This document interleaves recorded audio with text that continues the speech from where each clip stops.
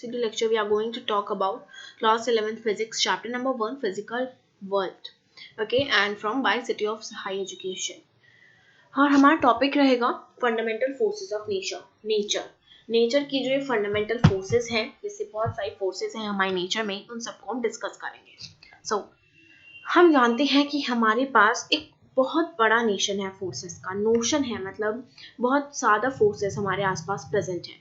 हम अपनी एक्सपीरियंस में, हम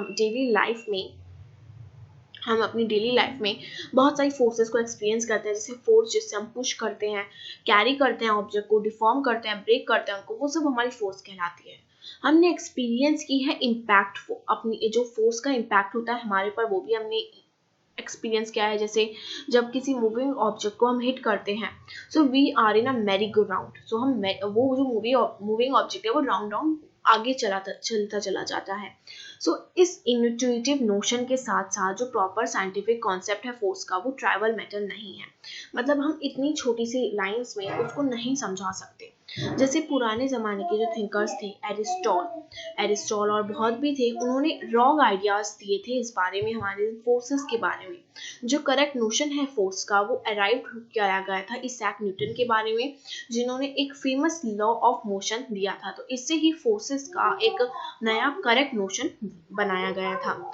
इन जो इसैक न्यूटन थे, उन्होंने एक्सप्लेन भी दी थी फोर्सेस के लिए, फॉर ग्रेविटेशन अट्रैक्शन की. मतलब एक्सप्लेन भी किया था उन्होंने, ऐसा नहीं कि बस एक बार दे दिया तो छोड़ दिया.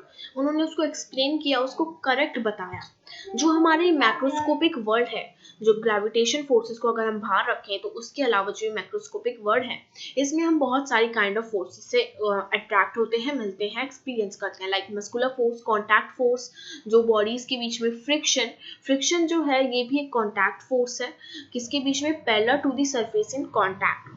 फोर्सेस जो है, हम बहुत सारी फोर्सेस को अपने डे टू डे लाइफ में एक्सपीरियंस करते हैं. Tension, forces of buoyancy and viscous force. Okay, so forces जो है वो हमारी डे टू डे लाइफ में चलती ही जाती हैं. जब हम फ्लूइड से कांटेक्ट आता है, तो बहुत सारी फोर्सेस हमारी लाइफ में चलती जाती हैं. बहुत सारी फोर्सेस ऐसी होती हैं जो इन्वॉल्व करती हैं चार्ज और मैग्नेटिक बॉडीज को, जैसे इलेक्ट्रोमैग्नेटिक फोर्स. अब अगर हम माइक्रोस्कोपिक डोमेन की बात करें, सो हमारे पास 2-3 ही फोर्स है माइक्रोस्कोपिक डोमेन में. लाइक इलेक्ट्रिक और मैग्नेटिक फोर्स हो गई, न्यूक्लियर फोर्स हो गई जो प्रोटॉन और न्यूट्रॉन को इंक्लूड कर रही है, इंटर एटॉमिक और इंटरमॉलिक्यूलर फोर्स हो गई. ओके, सो जो ग्रेट इंसाइट अगर हम पढ़ें 12th सेंचुरी का फिजिक्स का, तो वो ये है कि जो फोर्सेस है ये एक दूसरे से बहुत डिफरेंट है, जो डिफरेंट कंस्ट्रक्ट्स में चलती हैं, जो हर अलग अलग चीज़ों से अराइव होती हैं. कोई फोर्स किसी चीज़ से अराइव हो रही है, and on the other hand another force is arriving from another thing. For example, if we take जो इलास्टिक स्प्रिंग फोर्स है, वो अराइज होती है नेट अट्रैक्शन की वजह से, रिपल्शन बिटवीन नेबरिंग एटम्स की वजह से, कंप्रेशन इलेमिनेटिंग की वजह से. ये जो नेट अट्रैक्शन या नेट रिपल्शन है, ये हम ट्रेस कर सकते हैं unbalance sum of electric forces between charge constituent of atom. So इस प्रिंसिपल से हमारा क्या मतलब है कि इसका मतलब ये है कि जो लॉज हैं फोर्सेस का, जैसे स्प्रिंग फोर्स, फ्रिक्शन का, वो किसी चीज पे डिपेंडेंट नहीं है, वो इंडिपेंडेंट है. वो laws of fundamental forces of nature पे इंडिपेंडेंट है. जो ओरिजिन है इन फोर्सेस का, वो बहुत कॉम्प्लेक्स है. मतलब ये बहुत बीच कहीं बहुत दूर से आई हुई है, कि उनका ओरिजिन हमें पता लगाना बहुत कॉम्प्लेक्स है.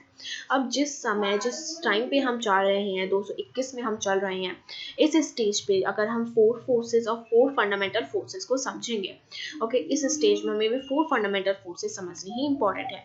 And we will talk about them in another videos. Thank you.